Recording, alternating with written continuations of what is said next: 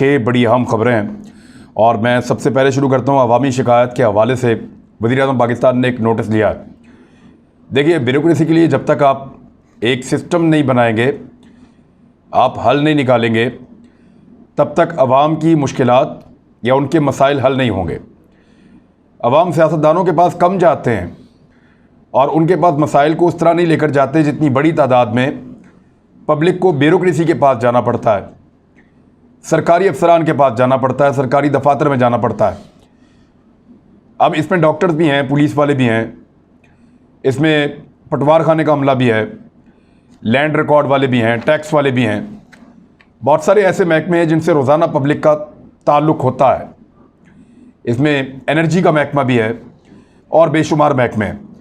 वज़ीर-ए-आज़म पाकिस्तान ने एक हल निकालने की कोशिश की है। मैं उस हल में जाने से पहले ज़रा उसकी एक जो टेक्निकल चीज़ है वो आपको बताता हूँ। ACR एक चीज़ होती है, एनुअल कॉन्फिडेंशियल रिपोर्ट, ACR। आम आदमी के लिए बता रहा हूँ, जितने भी सरकारी लोग हैं वो इसको जानते हैं। ये एक रिपोर्ट होती है जिसको सालाना खुफिया रिपोर्ट कहते हैं, जो हर ऑफिसर की, हर सरकारी आदमी की बनती है।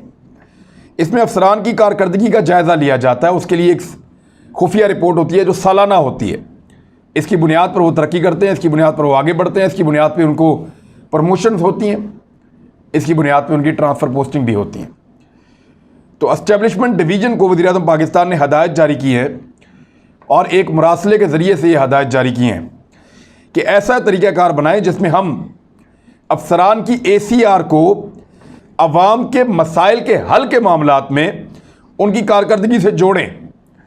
ये सरकारी अफसरान की अव्वलीन जिम्मेदारी होनी चाहिए कि वो पब्लिक के मसाइल हल करें। अब इस हवाले से जो मुरासला भेजा गया है उसमें कहा गया कि सरकारी अफसरान की ACR में अवामी शिकायत के हल से मुताल्लिक कारकर्दगी को शामिल किया जाए, इसका एक तरीक़ाकार बनाया जाए और एस्टेब्लिशमेंट डिवीज़न जो ज़िम्मेदार है अफसरान के लिए, ब्यूरोक्रेसी के लिए पाकिस्तान में, उसको इमरान खान साहब ने यह लिखा है और ये हदायत जारी की हैं। और अफसर कुछ भी हो जाए वो अपनी ACR कभी ख़राब नहीं होने देता। यहाँ लोग 2 नंबर तरीके से ACR बनाते हैं, लेकिन जब तक आप कंप्यूटराइज नहीं करेंगे, सिस्टम को ठीक नहीं करेंगे, जब तक आप अफसरान को अकाउंटेबल नहीं करेंगे और उसको ACR के अंदर शामिल नहीं करेंगे, तब तक सिस्टम ठीक नहीं होगा। तो पब्लिक के लिए कौन सा ऑफिसर कितना अच्छा काम कर रहा है, पब्लिक का फीडबैक बहुत ज़रूरी है। ये जब ACR में शामिल होगा तो इससे अफसरान के ऊपर दबाव रहेगा कि उनको लोगों का काम करना है। तो ये इमरान खान साहब ने एक बड़ा तकनीकी नुक्ता पकड़ा है ब्यूरोक्रेसी के हवाले से। उम्मीद है कि इससे भी कुछ बेहतरी आएगी आने वाले दिनों में। देखिए, हमारे यहाँ पे एक तो पब्लिक की रसाई वैसी नहीं है, आम आदमी के काम पे तवज्जो वैसे नहीं दी जाती, और दूसरी जो अहम चीज़ है वो ये है कि यहाँ फॉलोअप नहीं होता। जब कोई काम कह दिया जाए तो उसके बाद वो हुआ या नहीं हुआ उसका फॉलोअप नहीं होता, दोबारा उसको चेक नहीं किया जाता। उसका मैकेनिज्म बनाना बहुत ज़रूरी है। लेट्स सी गवर्नमेंट इस पर कितना काम कर पाती है।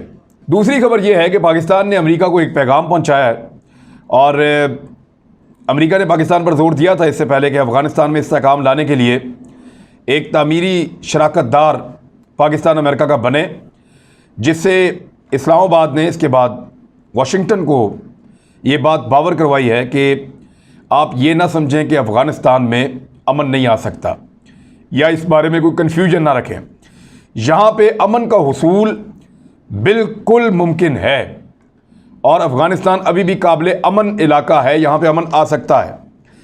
यानी जो अल्फाज इस्तेमाल किए गए वो ये थे कि ये मुमकिन है कि जंग की सूरत में अफ़गानिस्तान फ़तह के काबिल ना हो, आप इसको फ़तह ना कर सकें, ये मुमकिन है। लेकिन ऐसी कोई बात नहीं कि ये काबिल अमन नहीं है इलाका, ये काबिल अमन है, यहाँ पे अमन लाया जा सकता है। US इंस्टीट्यूट ऑफ पीस, ये यूनाइटेड स्टेट्स का एक इंस्टीट्यूट है अमन के हवाले से, उसमें कोरोना वायरस के बाद पहली तकरीब हुई जिसमें पाकिस्तानी सफ़ीर असद मजीद ख़ान पाकिस्तान की नुमाइंदगी कर रहे थे और उसमें उन्होंने ज़ोर दिया कि पाकिस्तान और अमेरिका मिलकर काम कर सकते हैं। यहाँ अमेरिका ने पाकिस्तान की तारीफ़ की है। जो स्टेट डिपार्टमेंट के तर्जुमान हैं नेड प्राइस, उन्होंने कहा कि किसी भी महाज में पाकिस्तान को एक अहम शराकतदार हम करार देते हैं और ये कहा था उन्होंने कि दोनों ममालिक के अफ़गानिस्तान के अमन और इस्तेहकाम में मुश्तरका मफादात हैं। अब अमेरिका ने 11 सितंबर तक निकल जाना है और पाकिस्तान अमेरिका के पॉलिसी साजों को याद दहानी करवा रहा है कि अफगानिस्तान में जामे सियासी तस्फिया दोनों ममालिक अमेरिका और पाकिस्तान के मुश्तरका सिक्योरिटी मफादात में है, बल्कि दोनों की ये जिम्मेदारी है। और हो सकता है ये जंग काबिल फतह ना हो, लेकिन अमन काबिल हुसूल है यहाँ पे, ये पाकिस्तान ने अमेरिका को कहा। तीसरी खबर शाह महमूद कुरैशी साहब के हवाले से है, क्योंकि इस वक्त अफगानिस्तान ने पाकिस्तान की बहुत तारीफ़ें की हैं। वो क्यों की हैं वो मैं आपको बताता हूँ, लेकिन पहले आप ये खबर देखें जो शाह महमूद कुरैशी साहब के हवाले से है। शाह महमूद कुरैशी साहब ने एक ब्रीफिंग दी है और खिताब किया एक इजलास से जो सदारत में हो रहा था। शेरी रहमान जो पाकिस्तान पीपल्स पार्टी की हैं, वो क्योंकि सेनेट का इजलास था, कायमा कमेटी की वो चेयरमैन है, वहाँ पे चेयरपर्सन है, तो उनकी सदारत में ये इजलास हो रहा था। वहाँ शाह महमूद कुरैशी साहब ने कहा कि तासुर दिया जाता है कि पाकिस्तान दुनिया में तन्हा है। ये तासुर दुरुस्त नहीं है। हम पर उंगली उठाने वाला अमेरिका कह रहा है कि पाकिस्तान हमारा मददगार और तामीरी साथी है। अशरफ गनी इस वक्त ये कह रहे हैं कि तालिबान के साथ बैठकर हुकूमत बनाने को हम तैयार हैं, लेकिन तालिबान को अशरफ गनी पर बहुत सारे तहफ़्फ़ुज़ात हैं। तालिबान बहुत स्मार्ट है। ये बात शाह महमूद कुरैशी साहब ने की। वो बड़े समझदार हैं, बहुत स्मार्ट हैं। वो बदल गए हैं, ज़हनी तौर पर अलर्ट है। माजी में उन्होंने मार खाई है। भारत चाहता है कि अफगानिस्तान में खून खराबा हो। ये शाह महमूद कुरैशी साहब का स्टेटमेंट है। उन्होंने कहा कि अमेरिका अब इस बात का एतराफ़ करता है कि ये जो अफगानिस्तान का खित्ता है, यहाँ से दहशतगर्दी का ख़तरा बाहर निकल चुका है। अफगानिस्तान को तो न्यूट्रल कर लिया अमेरिका ने, लेकिन मशरिक़ वस्ता में, अफ्रीका में और जनूबी एशिया में कई इलाके ऐसे हैं जहाँ पे हालात अभी ठीक नहीं हैं। वहाँ पे आंखें खुली रखनी पड़ेंगी, जैसा कि कश्मीर में भारत जो कर रहा है और जो मिडल ईस्ट के अंदर हो रहा है, वहाँ की सूरत हाल भी अच्छे नहीं है। यानी जो फ़लस्तीनियों के साथ जुल्म हो रहा है वो भी है, और अफ्रीका के अंदर भी बहुत सारी ऐसी चीज़ें हैं। तो अब पाकिस्तान अकेला नहीं है। पाकिस्तान दुनिया की पॉलिसी के ऊपर बात करता है, पाकिस्तान अपनी पॉलिसी खुद बनाता है, और पाकिस्तान दुनिया को बिल्कुल सही सिमत में जो है वो उनकी रहनुमाई कर रहा है दुनिया की। चौथी बड़ी खबर जुड़ी है अफगानिस्तान से। अब ये खबर बड़ी ज़बरदस्त है। ये एक इंटरव्यू है जो अफगानिस्तान के वज़ीर ख़ारजा हनीफ अतमर ने दिया है। अफगान वज़ीर ख़ारजा हनीफ अतमर ने कहा कि पाकिस्तान से उम्मीद करते हैं कि वो तालिबान की ज़ालिमाना मुहिम और हमायत को रोकने में हमारी मदद करेगा। अलकायदा, TTP और दीगर ग्रुप मिलकर अफगानिस्तान की हुकूमत के खिलाफ लड़ रहे हैं। अफगान हुकाम तालिबान, अलकायदा और TTP के दरमियान ताल्लुकात को रोज़ाना की बुनियाद पर देखते हैं। ये ताल्लुक बिल्कुल मौजूद है। और साथ ही उन्होंने कहा कि हमने गैर मुल्की जंगजुओं को 3 ग्रुपों में तकसीम किया हुआ है, और उसके बाद उन्होंने उसकी तारीफ बताई। लेकिन पाकिस्तान के हवाले से उन्होंने कहा कि हमें पाकिस्तान से बहुत ज़्यादा उम्मीदें हैं। हमने पाकिस्तान के अमन अमल की हमायत में पहले भी इक़दाम की तारीफ़ की थी और आज भी तारीफ़ करते हैं। अफ़गानिस्तान पाकिस्तान के साथ मुस्तहकम बाहमी ताल्लुकात का ख्वाहा है। हमारी पाकिस्तान से तवक्को है कि वो तालिबान की मुहिम की सप्लाई और सपोर्ट को रोकने में हमारी मदद करे। पाकिस्तान उन्हें मुज़ाकरात की मेज़ पर लाने में हमारी मदद करे। हम उम्मीद कर रहे हैं कि इन उमूर पर ठोस पेशरफ्त होगी। अब ये कौन सा अफ़गानिस्तान है? ये वो अफ़गानिस्तान है जो थोड़ा अर्सा पहले तक, आपको एक बंदा मैं याद दिलाता हूँ, आपको सारी कहानी याद आ जाएगी। हमदुल्ला मोहिब, अफ़गानिस्तान का नेशनल सिक्योरिटी एडवाइज़र, इसके ऊपर मैंने एक स्टोरी की थी। ये बंदा पाकिस्तान को गालियाँ दे रहा था। अफ़गानिस्तान का नेशनल सिक्योरिटी एडवाइज़र है वहाँ के सदर का। ये पाकिस्तान को गालियाँ दे रहा था। चकला का लफ्ज़ इसने इस्तेमाल किया था। बड़ा दिल दुखा पाकिस्तानियों का। इसका हमने बाइकआउट किया है। और आज वही अफ़गानिस्तान है, वो पाकिस्तान को कह रहा है कि हमारी मदद करें, हमें आपसे बड़ी उम्मीदें हैं, हम आपकी माजी में भी तारीफ़ करते थे, हम आपकी आज भी तारीफ़ करते हैं। वो पाकिस्तान के ख़िलाफ़ बोलने से डर रहे हैं, कतरा रहे हैं। वजह क्या है? वजह यह है कि सारी फूफा, सारी फूक और सारी हवा निकल गई है। कल तक यहाँ पे अमेरिकन मौजूद थे, नेटो फौजी मौजूद थे। बरतानिया ने तो कह दिया हमारे सारे बंदे चले गए हैं। अमेरिका भी तकरीबन निकल गया 90%। भारत वहाँ से दुम दबाकर और सर पे पाँव रख के भागा है।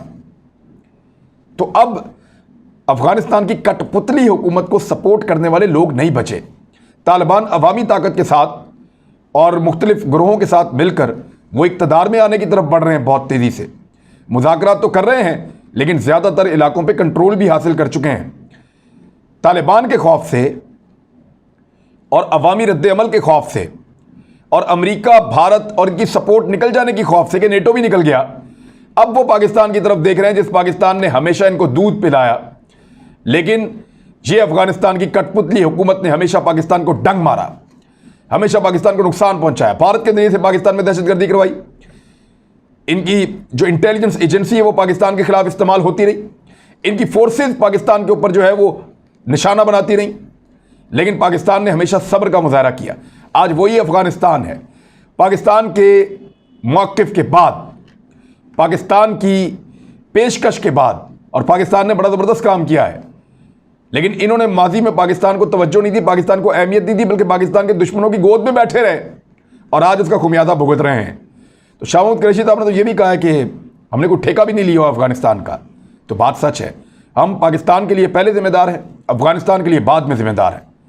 हम चाहते हैं कि वहाँ पर अमन हो, उसका हमें फ़ायदा होगा, लेकिन ये जो कुछ भी हो रहा है ये स्पॉइलर खुद वहाँ की गवर्नमेंट थी, इंडियंस थे और गैर मुल्की फोर्सेस थी। अब सूरत बदल रही है और वही अफगानिस्तान जो पाकिस्तान को गाली देता था, बदतमीजी करता था, आंखें दिखाता था, अल्लाह ताला ने उनको बताया कि पाकिस्तान मुखलिस था।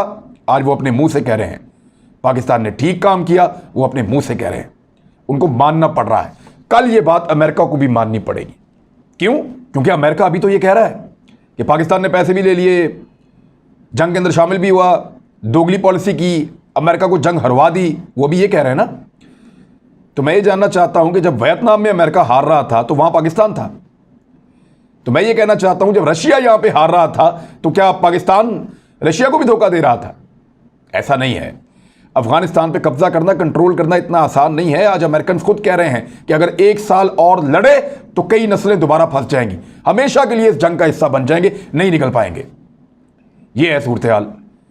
तो पाकिस्तान का रोल हमेशा मुस्बत रहा है, लेकिन पाकिस्तान ने अमेरिका की जंग में अपना बहुत नुकसान किया है।